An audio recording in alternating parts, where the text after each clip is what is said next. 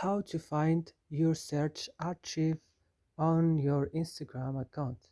Hello guys, how it's going? Today I will show you and teach you how to do this. Just watch this video until the end and make sure that you like this video and you subscribe in our channel. So let's start. You go first and you open Instagram. After this, when your Instagram is opening, you will just go down here on your profile and open your profile.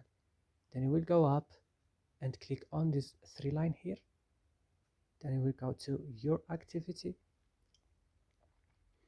and then you will go to recent search. You will go to it and here you will find your search history or archive. And that's it guys. I hope this video is useful and helpful. Don't forget to like and subscribe in our channel. See you next video.